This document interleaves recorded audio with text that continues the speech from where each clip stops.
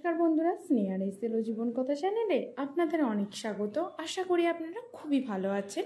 আজকে আমি আপনাদের একটা মিক্স ভাজি বানিয়ে দেখাবো। সাথে থাকছে কিন্তু এর মধ্যে উচ্ছে। এভাবে আপনারা রান্না করে দেখতে পারেন। যারা উচ্ছে খেতে পছন্দ করে না তারাও কিন্তু খাবে অবশ্যই। এই জন্য নিয়ে নিয়েছি অবশ্যই উচ্ছে, ঢ্যাঁড়স, বেগুন, কাঁচা লঙ্কা, আলু, এগুলোই আমরা নিয়েছি। এরপর কড়াইতে প্রথমেই সর্ষে, পাঁচফোড়ন ও শুকনো লঙ্কা ফোড়ন দিয়ে দিয়েছি।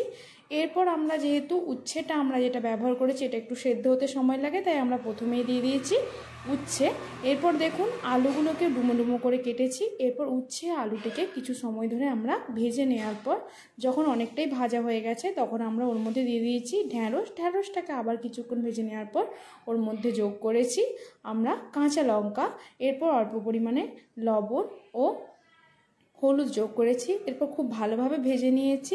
তারপরে আমরা এখানে মশলার মধ্যে যোগ করেছি লঙ্কার গুঁড়ো ও জিরে গুঁড়ো। আর কিন্তু কোনো মশলা দেওয়ার দরকার নেই।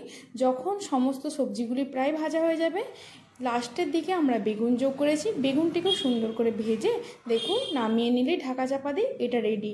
এভাবে কিন্তু আপনারা একবার হলেও বানিয়ে খেতে পারেন। আশা করি ভালো লাগবে। ভালো লাগলে লাইক, শেয়ার, কমেন্ট, সাবস্ক্রাইব করে স্নেহার এসেল জীবন কথা চ্যানেলের পাশে থাকবেন। পরবর্তীতে নতুন রেসিপি নিয়ে আবার ফিরে আসবো। যারা পাশে আছেন তাদের অসংখ্য ধন্যবাদ। পাশে